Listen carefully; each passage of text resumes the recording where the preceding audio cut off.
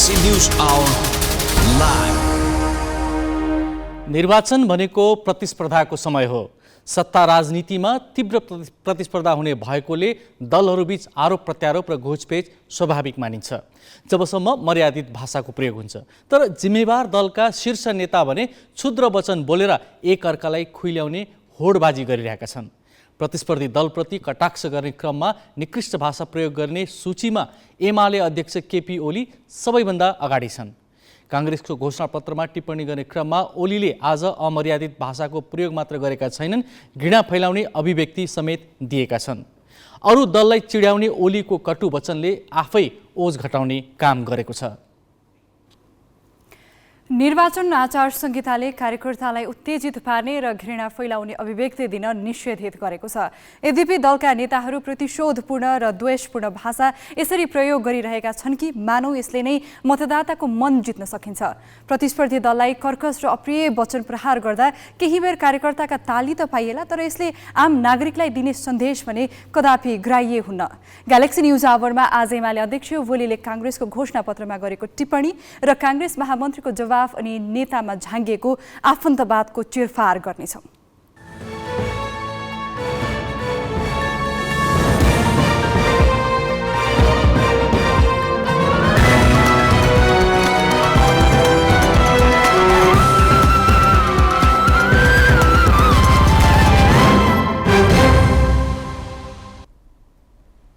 नमस्कार, यो हो ग्यालेक्सी न्युज आवर। अब हेडलाइन्स।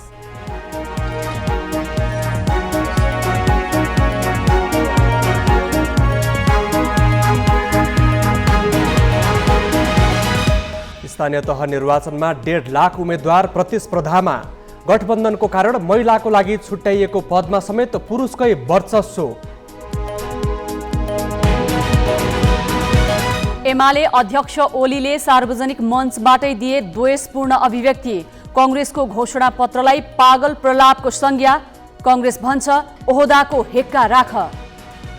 गभर्नर निलम्बनको विवाद सुनवाई लम्बियो। अधिकारीका कानुन व्यवसायले उठाए छानबिन समितिको वैधानिकतामै प्रश्न। सरकारी पक्षको बहस बिहिबार। 2 वर्ष बन्द भएर खुलेको अन्तर्राष्ट्रिय उडानमा उत्साह। एकै महिनामा 1736 उडानमा 2.5 लाख यात्रु ओहोर दोहोर। र संयुक्त राष्ट्र सङ्घका महासचिव एन्टोनियो गुटेरेस मस्कोमा। युक्रेनमाथिको आक्रमण रुसले रोक्नै पर्ने भनाई।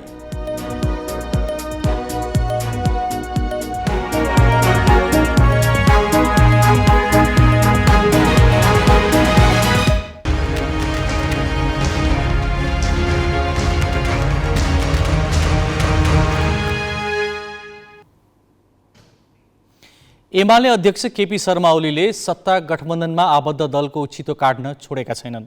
उनले आज गठबन्धनलाई अपराध श्रृङ्खलाबाट अपराधका लागि जन्मिएको सम्म भने। गठबन्धनको प्रमुख दल नेपाली काङ्ग्रेसलाई विचारविहीन पार्टी भनेर टिप्पणी गरे। त्यही एमाले स्थानीय तह निर्वाचनका लागि कतिपय ठाउँमा काङ्ग्रेससँगै गठबन्धन गरेको छ। काङ्ग्रेसले पनि सत्ता गठबन्धनको निर्णय र आफ्नै घोषणापत्रलाई लत्याएको छ। गठबन्धनको निर्णय विपरीत माओवादी केन्द्र र नेकपा एकीकृत समाजवादीले पनि आफू अनुकूल तालमेल गरेका छन्। 2074 देखि 2079 सालसम्मको अवधि नेकपा र एमाले अध्यक्ष केपी शर्मा ओलीले लोकतान्त्रिक प्रणालीको अतिक्रमण, संविधानमाथि आक्रमण र जनादेशको अपमान गरी सत्ताको ताण्डव नृत्य मच्चाएको अभिशप्त कालखण्ड हो। यस्तो कालखण्डको अध्यायमा अहिले अर्धविराम लागेको छ। अब निर्वाचन मार्फत यो प्रवृत्तिलाई पूर्ण विराम लगाउनु अपरिहार्य छ। घोषणापत्रमा नै यस्तो आरोप लगाएको काङ्ग्रेसले एमालेसँगै सहकार्य गर्ला भनेर अनुमान गर्न पनि कठिन हुन्छ। उसले आसन्न निर्वाचनलाई वाम लोकतान्त्रिक गठबन्धन र सहकार्यको जनअनुमोदनका रूपमा चित्रण गरेको थियो। त्यसो त सत्तारूढ दलले प्रधानमन्त्री नेवास बालुवाटारमा बैठक गरेर सहमति नभएको अवस्थामा गठबन्धनभित्रै प्रतिस्पर्धा गर्ने तर एमाले लगायत अरू पार्टीसँग तालमेल नगर्ने निर्णय गरेको थियो। तर बालुवाटारमा भएको निर्णय अनुसार तालमेल हुन सकेन। 6 महानगर र 11 उपमहानगर भागबण्डा गरेका गठबन्धन दलले अरू स्थानीय तहमा तालमेलको निर्णय कार्यान्वयन गराउन सकेनन्। काङ्ग्रेस र माओवादी केन्द्रमाथि आफ्नो प्रभाव रहेका क्षेत्रमा गठबन्धनको मर्म आत्मसात गर्न नसकेको आरोप लाग्यो। काङ्ग्रेस र माओवादी मात्र होइन, गठबन्धनका अरू दलले पनि केन्द्रको निर्णय विपरीत तालमेल गरेका छन्। उनीहरूले तालमेलका लागि कतिपय स्थानीय तहमा एमाले रोजेका छन्।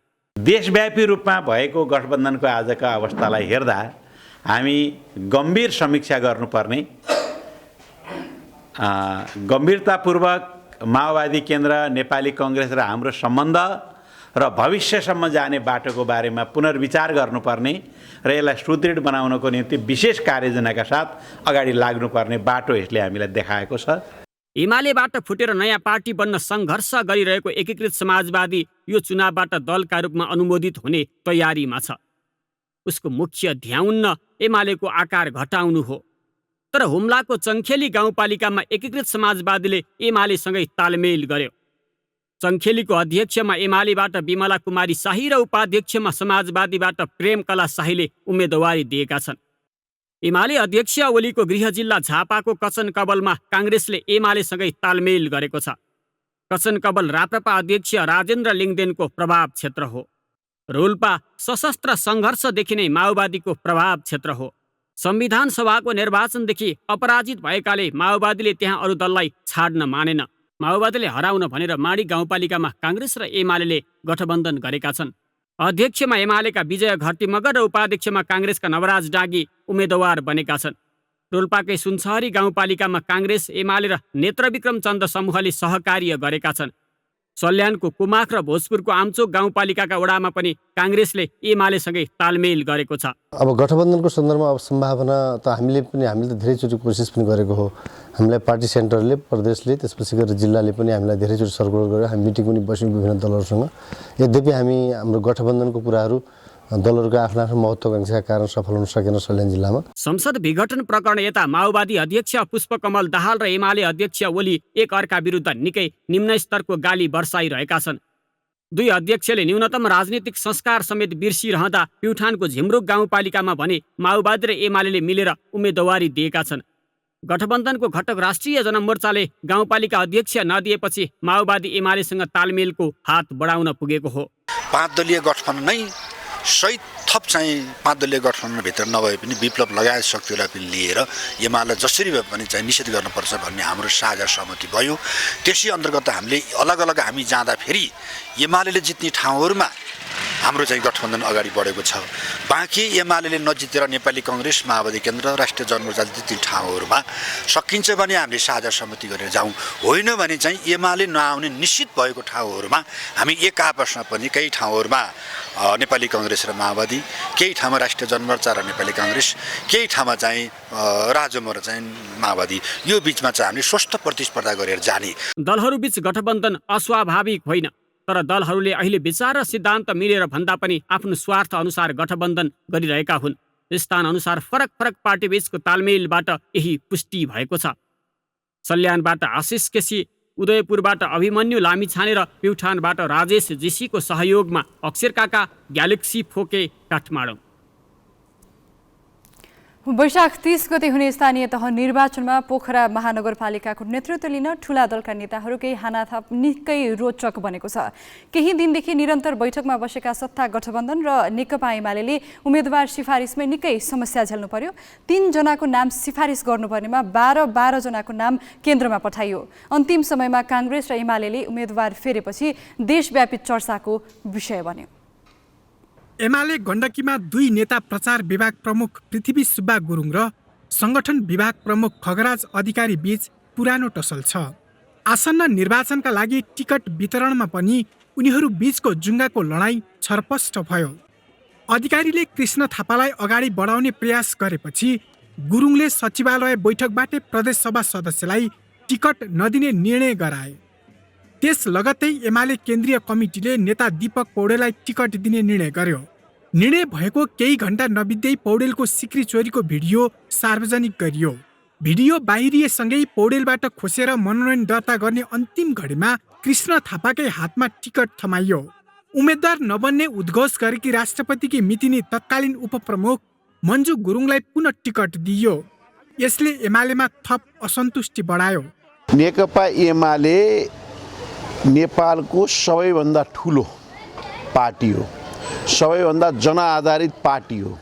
त्यसो भएर यो सबैभन्दा ठुलो जनआधारित पार्टीमा प्रतिस्पर्धा हुनु, आकाङ्क्षा राख्नु त्यो स्वाभाविक कुरो हो, त्यसलाई हामीले अस्वाभाविक रूपमा लिन हुँदैन। तर आकाङ्क्षाहरू राखिरहँदा प्रतिस्पर्धा स्वस्थ, मर्यादित, त्यो चाहिँ व्यवस्थित हुनुपर्नेमा त्यो चाहिँ अलिकति हुन सकेको छैन। अलिकति अस्वस्थताका, अलिकति अमर्यादित, अलिकति अराजक खालका प्रतिस्पर्धाका बाछिटाहरू चाहिँ देखा पर्न थालेका छन्। यसलाई करेक्सन गरेर अगाडि बढ्नुपर्छ। गठबन्धनका दलबीच पनि टिकटका लागि निकै रस्साकस्सी भयो। दलका नेतादेखि मन्त्रीसम्म आकाङ्क्षी रहँदा टिकट कसलाई दिने भन्ने निर्णय हुनै सकस भयो। काङ्ग्रेसका कार्यकर्ताले प्रमुख आफ्नै दलले पाउनुपर्ने माग गर्दै केन्द्रको विरोध गरिरहे। उपप्रमुख पाउने निर्णय भएपछि विरोध केही मत्थर भयो, तर 12 जनाभन्दा बढी आकाङ्क्षी देखिए।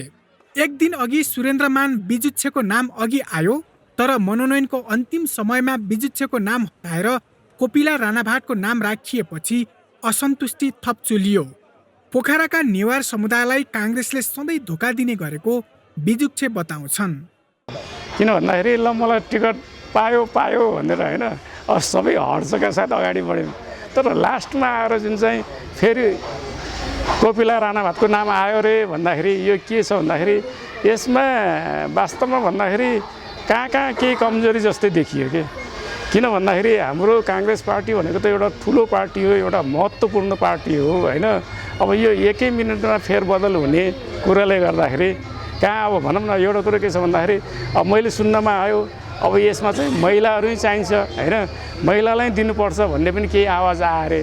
प्रमुख उपप्रमुख दुवै भाग नपाएको माओवादी केन्द्र भने रमिते मात्र बन्यो। पोखरा महानगरमा टिकटको लुछाचुडी देशव्यापी चर्चाको विषय बनेको छ। ग्यालेक्सी फुकेका लागि पोखराबाट उत्तम पौडेलको रिपोर्ट। स्थानीय तहमा उम्मेदवारी दिँदा प्रमुख र उपप्रमुख मध्ये एक पदमा महिला अनिवार्य हुनैपर्छ। एउटै दलबाट उम्मेदवारी दिँदा महिला अनिवार्य भए पनि तालमेलको हकमा भने यसलाई अनिवार्य गरिएको छैन, जसका कारण प्रमुख र उपप्रमुखमा महिलाको उम्मेदवारी कम देखिएको छ। तालमेलमा दलहरूले पुरुषलाई नै प्राथमिकता दिएकाले यसपालि स्थानीय तहमा महिलाको प्रतिनिधित्व घट्ने देखिएको छ। स्थानीय तह निर्वाचन ऐनको दफा 17 को उपदफा 4 मा राजनीतिक दलले मनोनयन पत्र पेश गर्दा पालिकाको प्रमुख वा उपप्रमुख र जिल्ला समन्वय समितिको प्रमुख वा उपप्रमुख मध्ये एकजना महिला उम्मेदवार बन्नुपर्ने व्यवस्था छ। तर दलले ती पदमा एकजनाको मात्र उम्मेदवारी दिए यो व्यवस्था बाध्यकारी हुँदैन। एकल रूपमा प्रतिस्पर्धा गरेका स्थानीय तहमा कानुनी व्यवस्था कार्यान्वयन भए पनि धेरै स्थानीय तहमा पुरुष उम्मेदवारको बाहुल्यता छ। किनभने धेरै स्थानीय तहमा दलहरूले आफू अनुकूल तालमेल गरेका छन्, तर तालमेलमा आफूले पाएको पदमा महिलालाई प्राथमिकता दिएका छैनन्। प्रमुख दलहरूले 6 महानगर र 11 उपमहानगर मध्ये 5 ठाउँमा मात्र महिलालाई प्रमुखको उम्मेदवार बनाएका छन्। काठमाडौँ महानगरमा काङ्ग्रेसकी सृजना सिंह, भरतपुर महानगरमा माओवादी केन्द्रकी रेणु दाहाल र हेटौडा उपमहानगरमा एकीकृत समाजवादीकी मीना लामा प्रमुख पदको उम्मेदवार बनेका छन्। एमाले जितपुर सिमरामा सरस्वती देवी चौधरी र धरान उपमहानगरमा मन्जु भण्डारीलाई मैदानमा उतारेको छ। महिलाहरू प्रमुखका लागि त प्राथमिकतामा परेनन् नै, तालमेलका कारण उपप्रमुखमा उम्मेदवारी दिनबाट समेत वञ्चित भएका छन्। सत्ता गठबन्धनले ललितपुर, विराटनगर र वीरगञ्ज महानगरमा प्रमुख र उपप्रमुख दुवै पदमा पुरुषलाई मैदानमा उतारेको छ। गठबन्धनबाट ललितपुरमा काङ्ग्रेसका चिरीबाबु महर्जन प्रमुख र माओवादी केन्द्रका बाबु राजा बज्राचार्य उपप्रमुखको उम्मेदवार बनेका छन्। वीरगञ्जमा जनता समाजवादी पार्टीका राजेश मान सिंह प्रमुख र काङ्ग्रेसका इम्तियाज आलम उपप्रमुखको उम्मेदवार बनेका छन्। यस्तै विराटनगरमा पनि काङ्ग्रेसका नागेश कोइराला प्रमुख र जसपाबाट अमरेन्द्र यादव उपप्रमुखका उम्मेदवार बनेका छन्। वीरगञ्जमा एमाले लोकतान्त्रिक समाजवादी पार्टीसँग तालमेल गरेकाले प्रमुख र उपप्रमुख दुवै पदमा पुरुष नै उम्मेदवार बने। धरान, इटहरी, जनकपुर, बुटवल, घोराही, तुलसीपुर र नेपालगञ्ज उपमहानगरमा पनि सत्ता गठबन्धनबाट प्रमुख र उपप्रमुखमा महिला उम्मेदवार छैनन्। 2074 को निर्वाचनमा धेरै स्थानीय तहमा दलहरूबीच तालमेल भएको थिएन, जसका कारण स्थानीय तहमा उपप्रमुखको पद महिलाका लागि आरक्षित जस्तै बनेको थियो। 18 स्थानीय तहको प्रमुख र 700 स्थानीय तहको उपप्रमुखमा महिला चुनिएका थिए। तर यसपालि तालमेलका कारण महिलाले उम्मेदवारीमा नै प्राथमिकता पाएनन्। काभ्रेका 13 वटा मध्ये 9 वटा स्थानीय तहमा सत्ता गठबन्धनबाट प्रमुख र उपप्रमुखका दुवै उम्मेद्वार पुरुष बनेका छन्। तालमेलले महिलाहरू उम्मेदवारीबाट वञ्चित भएका तह धेरै छन्। कानुनले बाध्यकारी बनाएको अवस्थामा बाहेक महिला प्रतिनिधित्वको सवालमा राजनीतिक दलहरू कति अनुदार छन् भन्ने कुरा यसपालिको उम्मेदवारी दर्ताबाट छर्लङ्ग भएको छ। अब केही न्यूज संक्षेपमा। नेपाल राष्ट्र बैंकका गभर्नर महाप्रसाद अधिकारीका कानुन व्यवसायीले सरकारले गठन गरेको छानबिन समितिको वैधानिकतामा प्रश्न उठाएका छन्। आज न्यायाधीश द्वय सपना प्रधान मल्ल र टङ्कबहादुर मोक्तानको इजलासमा कानुन व्यवसायीले सरकारले गरेको कारबाही पूर्वाग्रही र बदनियतपूर्ण भएको जिकिर गरे। गभर्नर अधिकारीको रिटमा अन्तरिम आदेश दिने कि नदिने भन्नेमा आज बहस नसकिएपछि यही इजलासले हेर्ने गरी बिहिबारका लागि पेशी तोकिएको छ। सरकारी पक्षको बहस सुनेपछि अन्तरिम आदेशबारे इजलास निर्णयमा पुग्नेछ। यसअघि गत मङ्गलबार न्यायाधीश हरि फुयालको इजलासले अधिकारीलाई निलम्बन र छानबिन गर्ने सरकारको निर्णय कार्यान्वयन नगर्न अल्पकालीन आदेश जारी गरेको थियो। सर्वोच्चको आदेशपछि बुधबारबाट अधिकारी पुनः काममा फर्किएका छन्। चैत 24 को मितिमा मन्त्री परिषदबाट छानबिन समिति गठन भएको जानकारी 25 गते अधिकारीलाई दिएको थियो। त्यस निर्णय विरुद्ध अधिकारी वैशाख 4 गते सर्वोच्च गुहार्न पुगेका थिए। स्थानीय तह निर्वाचनका लागि उम्मेदवारी संख्या 1.5 लाख नाघेको छ। निर्वाचन आयोगका अनुसार सबै पदमा गरी 1,50,075 उम्मेदवारी परेको छ। यसमा सबै स्थानीय तहको संख्या छैन। कतिपय स्थानीय तहमा मनोनयन पत्र दर्ता गराउनेहरूको नाम आफ्नो प्रणालीमा समावेश गर्न बाँकी रहेकाले उम्मेदवारी अझै बढ्ने आयोगले जनाएको छ। आयोगले आज उम्मेदवार विरुद्ध उजुरी दर्ताका लागि बिहान 10 बजेदेखि अपराह्न 5 बजेसम्मको समय दिएको थियो। ललितपुर महानगरमा सत्ता गठबन्धनका तर्फबाट प्रमुख पदका उम्मेद्वार चिरीबाबु महर्जन विरुद्ध 2 अर्ब 15 करोड रुपैयाँ बेरुजु फर्स्यौट नगरेको उजुरी परेको छ। यस्तै विराटनगर महानगरमा एमालेकी उपप्रमुखको उम्मेद्वार शिल्पा कार्की विरुद्ध कोशी अस्पतालको सञ्चालक समितिको सदस्यबाट राजीनामा नदिई मनोनयन पत्र दर्ता गरेको आरोप परेको छ। ओखलढुङ्गाको लिखु गाउँपालिकामा एमालेका तर्फबाट अध्यक्षका उम्मेद्वार मिलन विष्ट विरुद्ध दोहोरो नागरिकता लिएको उजुरी परेको छ। धेरै स्थानीय तहमा उजुरी परेको आयोगले जनाएको छ। उजुरीमाथि निर्वाचन अधिकृतको कार्यालयले बुधबार र बिहिबार छानबिन गर्नेछ। सिन्धुलीको कमलमाई नगरपालिकामा उपप्रमुख पदमा माओवादी केन्द्रका दीर्घराज श्रेष्ठ सहित 10 जनाको उम्मेदवारी दर्ता भएको छैन। श्रेष्ठका साथै राष्ट्रिय प्रजातन्त्र पार्टीका 2 वडाध्यक्ष र 6 वडा सदस्य तथा नेपाली कांग्रेसबाट 1 जना वडा सदस्यको उम्मेदवारी दर्ता नभएको हो। श्रेष्ठको नाम समानुपातिक प्रणालीको बन्द सूचीमा रहेकाले दर्ता प्रक्रियामा प्रवेश गर्न नसकेको निर्वाचन अधिकृतको कार्यालयले जनाएको छ। अन्यको हकमा भने प्रस्तावकको विवरण नमिलेकाले दर्ता हुन नसकेको हो। उपप्रमुखका उम्मेद्वार श्रेष्ठको नाम जनता समाजवादी पार्टीबाट समानुपातिक सूचीमा थियो। उनी केही साता अघि मात्र जसपा परित्याग गरी माओवादी केन्द्र प्रवेश गरेका थिए। निर्वाचन आयोगले मतपत्र ढुवानीको काम सुरु गरेको छ। मतपत्र छपाईको काम अन्तिम चरणमा पुर्याएको आयोगले ढुवानीको काम पनि सुरु गरेको हो। 1 करोड 60 लाख भन्दा बढी मतपत्र छपाईको काम सकिएकाले विकट र दुर्गम क्षेत्रमा आज ढुवानीको काम सुरु गरिएको आयोगले जनाएको छ। आयोगले सडक र हवाई मार्ग दुवै माध्यमबाट मतपत्र ढुवानी गर्ने जनाएको छ। नेपाली कांग्रेस सेल डडेलधुराका निवर्तमान सभापति एवं प्रदेश सदस्य कर्णबहादुर मल्ललाई पार्टीबाट निष्कासन गरेको छ। कांग्रेसले विधान विपरीत गतिविधि गरेको भनी मल्ललाई साधारण सदस्य समेत नरहने गरी पार्टीबाट हटाएको हो। कांग्रेसका मुख्य सचिव कृष्ण प्रसाद पौडेलले आज जारी गरेको प्रेस विज्ञप्तिमा मल्ललाई पार्टीबाट हटाएको उल्लेख गरेका छन्। मल्लले पार्टीको निर्देशन विपरीत नेकपा एमालेसँग तालमेल गरी स्थानीय तह निर्वाचन अन्तर्गत डडेलधुराका पालिकामा आफू निकट नेता कार्यकर्तालाई सोमबार स्वतन्त्र उम्मेदवारी दिन लगाएका थिए। डडेलधुरा पार्टी सभापति शेरबहादुर देउवाको गृह जिल्ला समेत हो। मल्ल 14औं महाधिवेशनमा क्रियाशील सदस्यता वितरणमा असन्तुष्टि जनाउँदै पार्टी कार्यालयमा अनसन बसेका थिए। राजनीति शक्तिको खेल हो। शक्तिमा आफै पुग्न र टिक्न नेताहरूले अनेक तिग्डम गरिरहन्छन्। हाम्रा नेताहरू भने आफू मात्र शक्तिमा रहेर पुग्दैन, अवसर पाउना साथ आफन्तलाई नै अघि सार्छन्। स्थानीय तह निर्वाचनमा देखिएको आफन्तवादको चित्र क्रान्ति शिखाबाट। जब नेपाली राजनीतिमा परिवारवादको चर्चा हुन्छ सबैभन्दा पहिला नाम आउँछ नेपाली काङ्ग्रेसको। तर अब परिवारवादको राजनीति काङ्ग्रेसमा मात्र सीमित छैन। पद र शक्तिको लाभ आफ्नै वरिपरि केन्द्रित गर्ने यो प्रवृत्ति सबै पार्टीमा फैलिसकेको छ र आफन्तलाई आकर्षक पदमा पुर्याउनु दलका शक्तिशाली नेताले अग्राधिकार नै ठान्न थालेका छन्। स्थानीय तहको उम्मेदवारीमा पनि यसको विकृत स्वरूप प्रकट भएको छ। खास गरी सत्ता गठबन्धनका केही नेताहरू तालमेलको लाभ आफै लिने दाउमा देखिएका छन्। नेपाली काङ्ग्रेसको 14औं महाधिवेशनमा सभापतिको उम्मेद्वार बनेका प्रकाशमान सिंह सभापति शेरबहादुर देउवाको सबैभन्दा खरो आलोचक थिए। देउवाकै कारण पार्टी सकिने अवस्थामा आएको आरोप लगाउनु पछि नपरेका सिंहले दोस्रो चरणको मतदानमा जाँदा रातारात 180 डिग्रीको फन्को मारेर देउवाका समर्थक बन्न पुगे।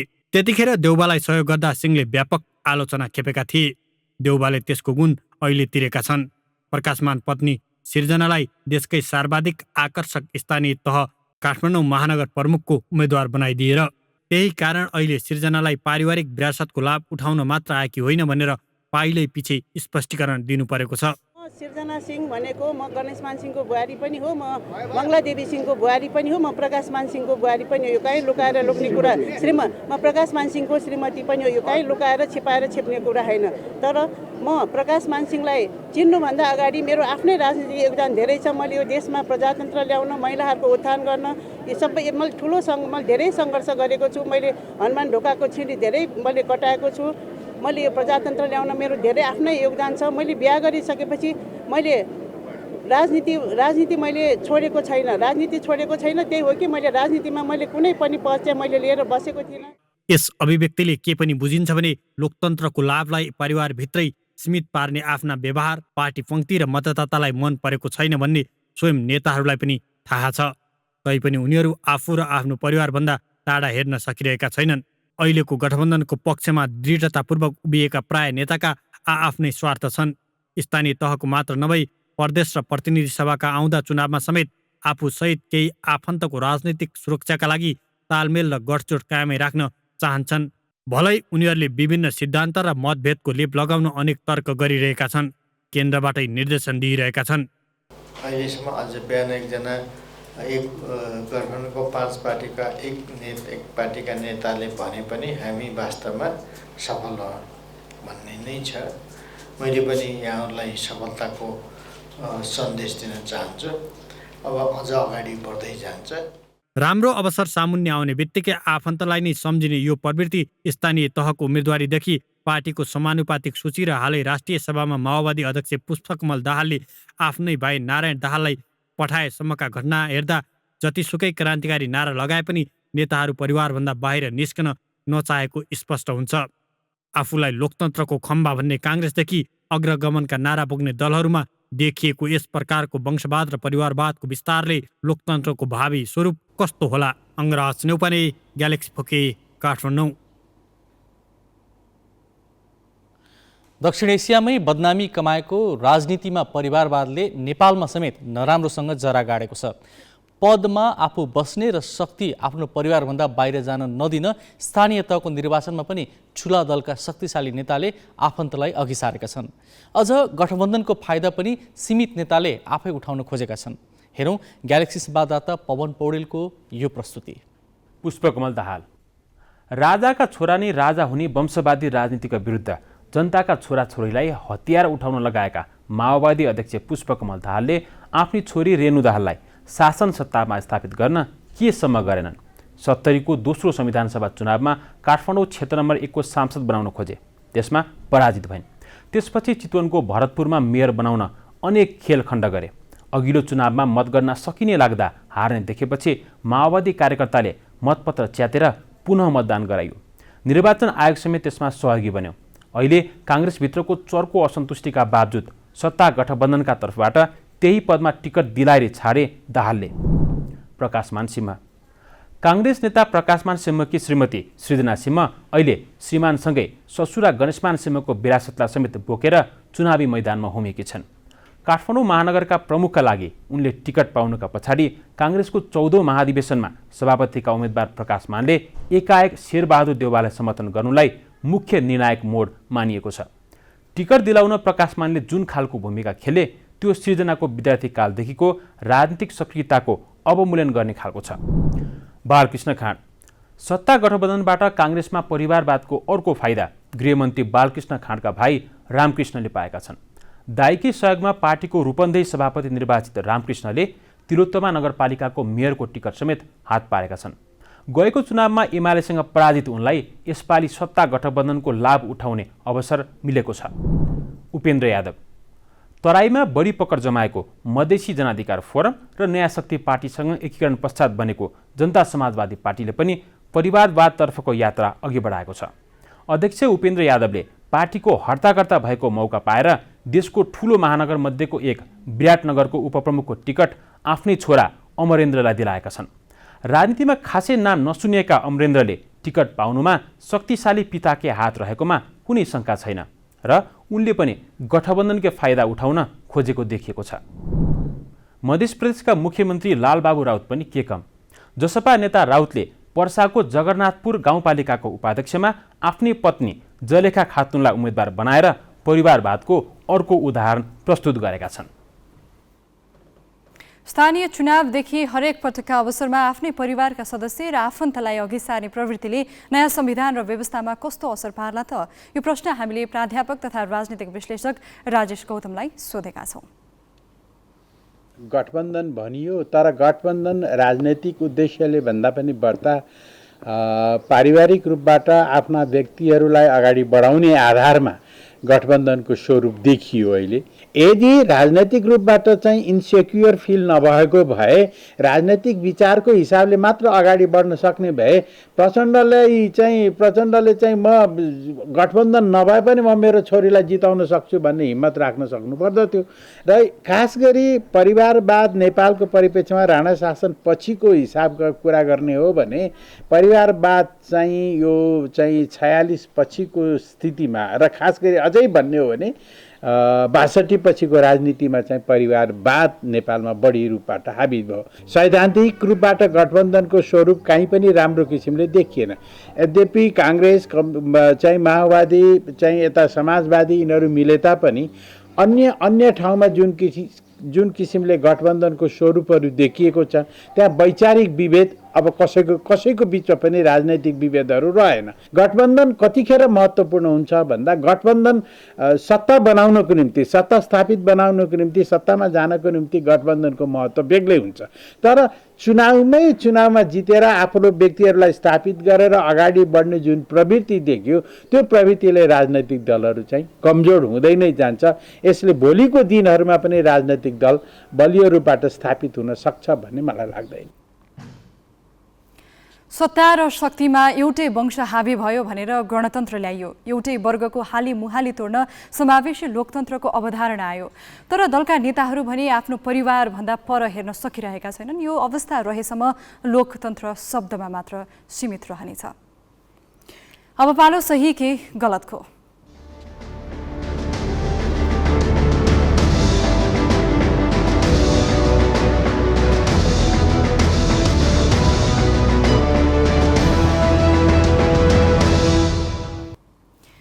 सही कि गलतमा हिजो हामीले सोधेको प्रश्न थियो, टिकट पाउनका लागि दल अदल बदल गर्ने प्रवृत्ति तपाईलाई कस्तो लाग्छ? ग्यालेक्सी एपमा सहीको पक्षमा 3% र गलतको पक्षमा 97% मत प्राप्त भएको छ। मत व्यक्त गर्नुहुने सम्पूर्ण दर्शकलाई धन्यवाद। अब आजको प्रश्न, शक्तिशाली नेताका आफन्तलाई चुनावको टिकट दिनुलाई तपाईँ सही भन्नुहुन्छ कि गलत? तपाईले आफ्नो मत ग्यालेक्सी 4K टिभी एपमा गएर राख्न सक्नुहुन्छ। यसको अन्तिम परिणाम भोलिको न्युज आवरमा प्रसारण गरिनेछ। Galaxy app Google play store र एप स्टोरबाट डाउनलोड गर्न सक्नुहुन्छ। अब केही न्युज संक्षेपमा। शेयर बजार परिसूचक 15 अङ्कले घटेको छ। उत्पादनमूलक र म्युचुअल फन्ड बाहेकका बाँकी 11 समूहले नेप्से घटाएका हुन्। नेप्से 2371 अङ्कमा झरेको छ। लगानी, जलविद्युत र विकास बैंक समूहको सूचक 1% भन्दा धेरैले घटेको छ। 35 कम्पनीको शेयर मूल्य बढ्दा 156 कम्पनीका लगानीकर्ताको सम्पत्ति घटेको छ। कारोबार रकम 1 अर्ब 4 करोड 60 लाख रुपैयाँमा सीमित भएको छ। संयुक्त राष्ट्रसङ्घका महासचिव एन्टोनियो गुटेरेसले रुसले युक्रेनमाथिको आक्रमण रोक्नै पर्ने बताएका छन्। रुसका राष्ट्रपति भ्लादिमिर पुटिन र विदेश मन्त्री सर्गेई लाभरोभसँग भेटवार्ता गर्न राजधानी मस्को पुगेका महासचिव गुटेरेसले विदेश मन्त्री लाभरोभसँग भेटवार्ताको क्रममा युक्रेनमाथिको आक्रमण रोक्नै पर्ने बताएका हुन्। युक्रेनमा युद्ध अन्त्य गर्न सम्भव भएसम्म सबै प्रयास गर्नुपर्ने उनको भनाइ छ। वार्ता, युद्धविराम र शान्तिका लागि परिस्थिति निर्माणका लागि सहयोग गर्न आफू तयार रहेको पनि उनले बताए। विदेश मन्त्रीसँग भेट गरिसकेका गुटेरेसले राष्ट्रपति पुटिनसँग पनि भेटवार्ता गर्नेछन्। पुटिनसँगको भेटमा रुसी घेराबन्दीमा रहेको मारियोपोल शहरको मानवीय करिडोरमा केन्द्रित हुने जनाइएको छ। मस्कोबाट उनी युक्रेनको राजधानी किएभ पुग्नेछन्। यसैबीच रुसले एकै रातमा 500 युक्रेनी सैनिक मारिएको दाबी गरेको छ। रुसको रक्षा मन्त्रालयले विज्ञप्ति जारी गर्दै युक्रेनका 500 सैनिक मारिएको दाबी गरेको हो। ब्रिजेट ब्रिङ्क युक्रेनको लागि अमेरिकी राजदूत नियुक्त भएका छन्। स्लोभियाका लागि राजदूत रहेकी ब्रिङ्कलाई राष्ट्रपति जो बाइडेनले युक्रेनको राजदूत नियुक्त गरेका हुन्। ब्रिङ्कले अमेरिकी विदेश विभागमा युरोपेली र युरेसियन मामिला ब्युरोमा विशिष्ट सल्लाहकार र उपसहायक सचिवको रूपमा काम गरिसकेकी छन्। 2 महिनादेखि बन्द रहेको युक्रेन स्थित अमेरिकी दूतावास आगामी सातादेखि सञ्चालनमा आउने अन्तर्राष्ट्रिय सञ्चार माध्यमले जनाएका छन्। त्यस्तै आगामी हप्तादेखि अमेरिकी कूटनीतिज्ञहरू युक्रेन फिर्ता हुने बताइएको छ। यसैबीच रुसले मध्य युक्रेनी सहर क्रेमेन्चुकमा रहेको इन्धन र तेल प्रशोधन केन्द्रलाई ध्वस्त पारेको दाबी गरेको छ। रुसको रक्षा मन्त्रालयका प्रवक्ता इगोर कोनेस्कोभले युक्रेनमा सैन्य कारबाहीबारे ब्रिफिङ गर्ने क्रममा उक्त दाबी गरेका हुन्। राष्ट्रिय खेलाडी कल्याणकारी कोषले विभिन्न खेलका खेलाडीलाई उपचारको लागि आर्थिक सहयोग गरेको छ। कोषले 6 खेलाडीलाई आज आर्थिक सहयोग गरेको हो। भलिबल खेलाडी रिया कुबरलाई 63,900, तेक्वान्दो खेलाडी दीपक गौतमलाई 87,900, करातेकी कोपिला विष्टलाई 75,000, ब्याडमिन्टन खेलाडी सीमा राजवंशीलाई 80,000 तथा एथलेटिकका ओलम्पियन जितबहादुर केसी र करातेका विष्णु नेपालीलाई कोषले समान 1,25,000 रुपियाँ प्रदान गरेको छ। राष्ट्रिय खेलकुद परिषदका सदस्य सचिव एवं कोषका अध्यक्ष टङ्कलाल घिसिङले चेक प्रदान गरे। उनले सेवा सुविधा बापत आफूले पाउने रकम 2,09,000 कोषमा हस्तान्तरण गरेका छन्। नेताहरूका बोली र व्यवहारले राष्ट्र र समाजलाई नै दिशा निर्देश गर्छन्। उनीहरूका सोच र अवधारणा राष्ट्रकै नीति र नियम बन्न पुग्छन्। तर हामी कहाँ जति निम्न स्तरका अभिव्यक्ति दियो उति नै अग्लो ठान्ने प्रवृत्ति छ। यस्तै एउटा प्रसङ्ग अजय दासबाट। स्थानीय तह निर्वाचनका लागि प्रमुख सत्तारूढ नेपाली काङ्ग्रेसले वैशाख 11 गते घोषणापत्र सार्वजनिक गरेको थियो। 88 पृष्ठ लामो घोषणापत्रमा उसले 11 पृष्ठ अघिल्लो सरकारको आलोचनामा खर्च गरेको छ। सर्वसत्तावादको सूत्रपात गरेको, संहिताको मर्ममा प्रहार गरेको, संवैधानिक निकायलाई कम्युनिस्टीकरण गरेको र सार्वजनिक सम्पत्तिमा लुट मचाउनुका साथै भ्रष्टाचारलाई प्रोत्साहन गरेको आरोप तत्कालीन प्रधानमन्त्री एवं एमाले अध्यक्ष ओलीलाई चित्त बुझ्ने कुरै भएन। ओलीले आज सार्वजनिक रूपमै काङ्ग्रेसको घोषणापत्रलाई पागलहरूको प्रलाप भनेर टिप्पणी गरेका छन्। नेपाली काङ्ग्रेसले अहिले चुनाव घोषणापत्र भनेर जुन प्रकाशित गरेको छ त्यो कुनै राजनीतिक दस्तावेज होइन। त्यसलाई राजनीतिक दस्तावेजको दर्जा दिन सकिँदैन। पागलहरूको प्रलाप हो त्यो। मुख छाड्ने, गाली गर्ने, तथा नाम बोल्ने बाहेक केही पनि छैन देशमा। कसरी राजनीतिक दस्तावेज हुन्छ? केही नै छैन। जम्मा जम्मी धारे हात लागेको छ। एमाले 5 वर्ष खेर गयो आदि इत्यादि, केही पनि भनेन। उत्ताउलो विकास गर्यो। यत्रा चौडा बाटा बनाउने के जरुरी? उत्ताउलो विकास। रेल ल्याउने के जरुरी? पाइपलाइन ल्याउने के जरुरी? उत्ताउलो विकास। यो गर्छु भन्छु भन्ने, त्यो भन्ने, उत्ताउलो विकास आदि। 5 वर्ष खेर गयो।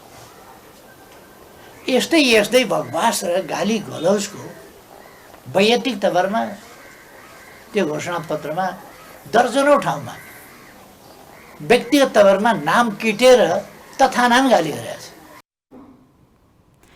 काङ्ग्रेसको घोषणापत्रलाई पूर्व प्रधानमन्त्री एवं एमाले अध्यक्ष ओलीले पागलहरूको प्रलाप भनेर टिप्पणी गर्नु राजनीतिक संस्कारभित्र पर्दैन। नेपाली काङ्ग्रेसलाई त झन् चित्त बुझ्ने कुरै भएन। काङ्ग्रेसले ओलीको टिप्पणीलाई घृणापूर्वक र आलोच्य भनेको छ। महामन्त्री विश्वप्रकाश शर्मा भन्छन् ओली पूर्व प्रधानमन्त्रीको मर्यादा र गरिमामा रहेनन्।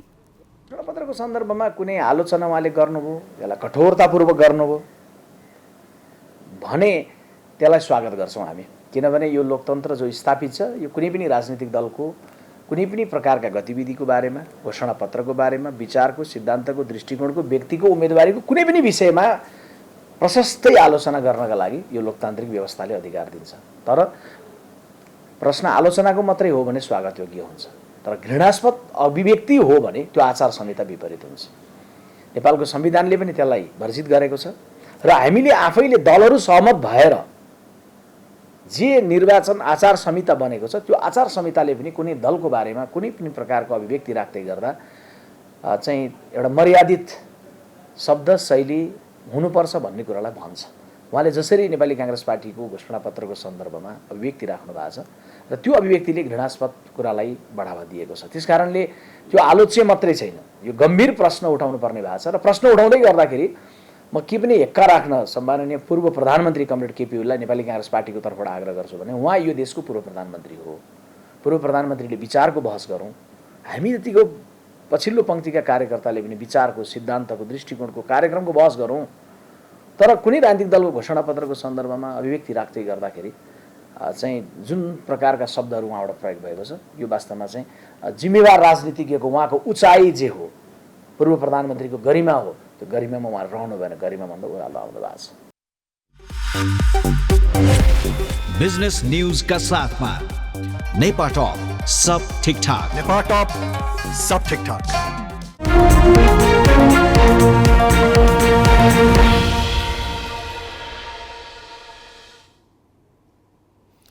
कोभिड महामारीका कारण 2 वर्षभन्दा बढी समय बन्द भएको अन्तर्राष्ट्रिय उडान खुलेपछि वायु सेवा प्रदायकहरूले उडान बढाउन थालेका छन्। गत मार्चमा त्रिभुवन अन्तर्राष्ट्रिय विमानस्थलबाट 1736 उडानमा 2,53,000 यात्रु ओहोरदोहोर भएका छन्। उडानमा भइरहेको वृद्धिले पर्यटन क्षेत्र चलायमान हुने र कोभिडले थलिएको होटल तथा पर्यटन व्यवसायमा आशा जगाएको छ। कोरोना महामारीको विश्वव्यापी प्रभाव र लकडाउनका कारण नेपालले 2076 चैत 11बाट अन्तर्राष्ट्रिय उडानमा क्रमिक रोक लगाएको थियो। कोभिड अघि दैनिक औसत 90वटा अन्तर्राष्ट्रिय उडानबाट ओहोर दोहोर गरिरहेका यात्रुको संख्या घटेर दैनिक 28मा झरेको थियो। महामारीले 2 वर्षभन्दा बढी समय उद्धार, चार्टर्ड र कार्गो बाहेक नियमित उडान भएन। गत वर्ष केही सहज भए पनि सरकारले अन्तर्राष्ट्रिय उडानमा प्रतिबन्ध कायमै राखेको थियो। त्यतिबेला दैनिक औसत 32 जनाले ओहोर दोहोर गरेको देखिन्छ। यो वर्ष कोभिडको प्रभाव कम भएपछि वायु सेवा कम्पनीहरू पनि उडान बढाइरहेका छन्। विमानस्थल कार्यालयले जारी गरेको तालिका अनुसार 28 मार्चदेखि 29 अक्टोबरसम्मका लागि 24 एयरलाइन्सले विभिन्न गन्तव्यमा उडान अनुमति पाएका छन्। अहिले दैनिक औसत 56 उडानमा 8,000 भन्दा बढी यात्रुको आवागमन चलिरहेको छ। कोभिड अघि जत्तिकै नभए पनि नियमित उडानको संख्यामा क्रमिक सुधार भइरहेको कार्यालयको भनाइ छ। अब 22मा आएपछि लकडाउनको प्रभाव कम हुँदै गयो र वर्ल्ड वाइड रूपमै तपाईँको चाहिँ इकोनोमिक एक्टिभिटी र मोबिलिटी तपाईँको क्रमशः वृद्धि हुँदै गएपछि एयर ट्रान्सपोर्ट पनि खुकुलो हुँदै गयो, ट्राभल रेस्ट्रिक्सन्सहरू हट्दै गए, कोभिडका चाहिँ रेस्ट्रिक्सनहरू हट्दै गए, खोप चाहिँ तपाईँको धेरै लगाइसकेपछि लकडाउन खुकुलो भयो। त्योसँगै 2022मा चाहिँ तपाईँको केही मात्रामा हाम्रो बढ्दै गएको छ। अहिले राष्ट्रिय ध्वजावाहक नेपाल वायु सेवा निगमबाट सबैभन्दा बढी उडान भइरहेको छ। सातामा उसले 20 उडान गरिरहेको छ। गत साता शुक्रबार मात्रै साउदी अरबको रियादबाट नियमित उडान सुरु गरेको निगम भारतका विभिन्न गन्तव्यमा पनि यात्रु ओसारिरहेको छ। कतार एयरवेजका सातामा 10 उडान छन्, जसलाई 7 दिन उडान अनुमति छ। हिमालय एयरलाइन्सका 7 दिनमा 8 उडान छन्। मलेसियाबाट मालिन्दो र मलेसियन एयरलाइन्सले सातामा 4-4वटा उडान गरिरहेका छन्। सिङ्गापुर एयरलाइन्सले 3 दिनदेखि 6 दिनसम्म उडान गर्छ भने श्रीलङ्कन एयरलाइन्सका जहाज सातामा 4 दिन ओहोर दोहोर गर्दैछ। सामान्य अवस्थामा भारतको बनारसमा उडान गर्दै आएको बुद्ध एयरले नियमित उडान गर्न सकेको छैन। त्यस्तै थाई एयरवेज, सिल्क एयर र इतिहादले पनि उडान नियमित गर्न खोज्दैछन्। वायु सेवाहरूले पनि तपाईँको क्रमिक रूपमा वृद्धि गर्दै लगेको देखिन्छ। हिमालय एयरलाइन्सले पनि तपाईँको इन्डियाको चाहिँ डेस्टिनेसन पाएको छैन। त्यो नपाएको कारणले अलि त्यतातिर छैन उसको, र उसले अलिक बढी चाहिँ मलेसिया तपाईँको र अनि खाडी कन्ट्रीहरू, गल्फ कन्ट्रीहरूमा चाहिँ फ्लाइटहरू बढाइरहेछ र उसले चाहिँ चाइना चाहिँ चार्टरहरू गरिरहेछ होइन। र अब आगामी दिनमा चाइनाको खुलेपछि चाहिँ सेड्युल फ्लाइट खुल्यो भने चाहिँ हिमालयको पनि बढ्ने देखिन्छ भने नेपाल एयरलाइन्सको पनि तपाईँले अहिले भर्खरै हिजोदेखि चाहिँ तपाईँको दमाम फ्लाइट सुरु गर्यो, सेड्युलै फ्लाइट सुरु गर्यो र उहाँहरूले पनि यो फ्लाइटहरू चाहिँ बढाइराख्नु भएको छ। ब्याङ्कक सुरु गर्नुभएको छ, त्यस्तै जापान जानुहुन्छ होइन, मलेसिया, हङकङ यी सबै फ्लाइटहरूमा उहाँहरूले पनि क्रमिक रूपमा वृद्धि गर्दै ल्याउनु भएको छ। र अब चाइनिज एयरलाइन्सहरू आउनु बाँकी छ 5वटा सेड्युल फ्लाइट गर्नलाई। पर्यटन मन्त्रालयका अनुसार आर्थिक वर्ष 2075-76 पर्यटन क्षेत्रले 80 अर्ब रुपियाँ हाराहारीमा विदेशी मुद्रा भित्राएको थियो। कोभिडका कारण अन्तर्राष्ट्रिय उडान ठप्प हुँदा त्यसको प्रत्यक्ष मार देशको पर्यटन क्षेत्रमा परेको थियो। हाल विदेशी मुद्राको सञ्चिति घट्दै गइरहेको समयमा अन्तर्राष्ट्रिय उडानलाई बढाउँदै लैजाँदा पर्यटन क्षेत्रको पुनरुत्थान र मुद्रा सञ्चितिमा राहत पुग्ने देखिन्छ। ग्यालेक्सी 4K का लागि क्यामेरामा रिकेश सिंहका साथमा पवन तिमल सिन्हाको रिपोर्ट। रुसले युक्रेनमा आक्रमण थालेपछि शक्ति राष्ट्रहरूले युक्रेनलाई आर्थिक तथा सैन्य सहयोग गरिरहेका छन्। रुस युक्रेन युद्ध कति लम्बिने हो थाहा छैन, तर यसले शक्ति राष्ट्रहरूको सैन्य खर्च भने बढाइरहेको छ। यो त सन् 2022 सुरु भए यताको मात्रै विषय हो। अघिल्लो वर्ष संसारमा खासै ठुला युद्ध भएनन्। यद्यपि विश्वमा सैन्य खर्च भने निरन्तर बढिरहेको तथ्याङ्क सार्वजनिक भएको छ। सन् 2020 को तुलनामा सन् 2021 मा विश्वको सैन्य खर्चमा 0.7% बढी खर्च भएको छ। बढी सैन्य खर्च गर्ने मुलुकहरूको सूचीमा अमेरिका पहिलो नम्बरमा छ। शक्ति राष्ट्रहरूले पछिल्लो समय सुरक्षा क्षेत्रमा खर्च बढाउँदै लगेको पाइएको छ। सुरक्षाकर्मी, सुरक्षा उपकरण तथा हतियारमा हुने खर्चमा शक्ति राष्ट्रहरूले ठूलो बजेट छुट्याउँदै आएका छन्। सैन्य खर्च देशको सामरिक अवस्था, आकार, जनसङ्ख्या तथा सीमावर्ती राष्ट्रहरूको अवस्थामा पनि भर पर्छ। शक्ति राष्ट्रहरूले सैन्य क्षेत्रमा गरेको लगानीबारे अध्ययन गर्दै आइरहेको संस्था Stockholm International Peace Research Institute सिप्रीले विश्वमा सन् 2021 मा भएको सैन्य खर्चको विवरण सार्वजनिक गरेको छ। विवरण अनुसार अमेरिका, चीन र भारतले सन् 2021 मा सैन्य क्षेत्रमा सबैभन्दा बढी खर्च गरेका छन्। बेलायत र रुस क्रमशः चौथो र पाँचौंमा छन्। सन् 2020 मा विश्वको कुल सैन्य खर्च 19 खर्ब 81 अर्ब अमेरिकी डलर रहेकोमा 2021 मा विश्वको कुल सैन्य खर्च 21 खर्ब 13 अर्ब अमेरिकी डलर रहेको जनाएको छ। अर्थात् सो वर्ष विश्वको कुल सैन्य खर्च 0.7%ले बढेको हो। विश्वमै बढी सैन्य खर्च गर्ने देशको पहिलो नम्बरमा अमेरिका छ। अमेरिकाले सन् 2021 मा सैन्य क्षेत्रमा 8 खर्ब 1 अर्ब अमेरिकी डलर खर्च गरेको छ। सन् 2020 को तुलनामा उसले सैन्य खर्च 1.4%ले बढाएको हो। चीन दोस्रो नम्बरमा छ। सिप्रीका अनुसार चीनले 2021 मा 2 खर्ब 93 अर्ब अमेरिकी डलर सैन्य खर्च गरेको छ, जुन सन् 2020 को तुलनामा 4.7%ले बढी हो। भारत विश्वमै सैन्य खर्च गर्ने देशमा तेस्रो स्थानमा छ। उसले सन् 2021 मा 76 अर्ब 60 करोड अमेरिकी डलर सैन्य खर्च गरेको छ, जुन सन् 2020 को तुलनामा 0.9%ले बढी हो। त्यस्तै बेलायत सैन्य खर्च गर्ने देशमा चौथो नम्बरमा छ। उसले सो वर्ष 68 अर्ब 40 करोड अमेरिकी डलर सैन्य क्षेत्रमा खर्च गरेको छ।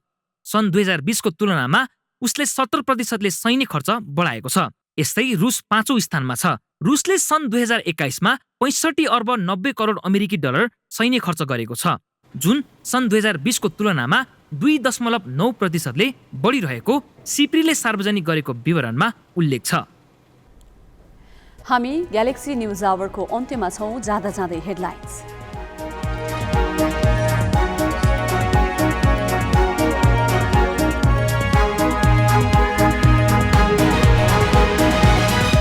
स्थानीय तह निर्वाचनमा 1.5 लाख उम्मेद्वार प्रतिस्पर्धामा। गठबन्धनको कारण महिलाको लागि छुट्याइएको पदमा समेत पुरुषकै वर्चस्व। एमाले अध्यक्ष ओलीले सार्वजनिक मञ्चबाटै दिए द्वेषपूर्ण अभिव्यक्ति। कांग्रेसको घोषणा पत्रलाई पागल प्रलापको संज्ञा। कांग्रेस भन्छ ओहदाको हेक्का राख।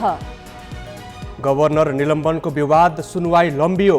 अधिकारीका कानुन व्यवसायले उठाए छानबिन समितिको वैधानिकतामै प्रश्न। सरकारी पक्षको बहस बिहिबार। 2 वर्ष बन्द भएर खुलेको अन्तर्राष्ट्रिय उडानमा उत्साह। एकै महिनामा 1736 उडानमा 2.5 लाख यात्रु ओहोर दोहोर। र संयुक्त राष्ट्र सङ्घका महासचिव एन्टोनियो गुटेरेज मस्कोमा। युक्रेनमाथिको आक्रमण रुसले रोक्नै पर्ने भनाई।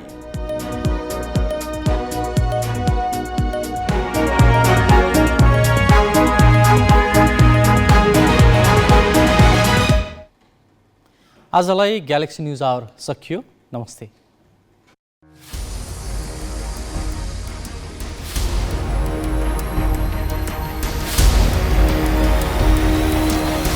This is Galaxy News Hour Live.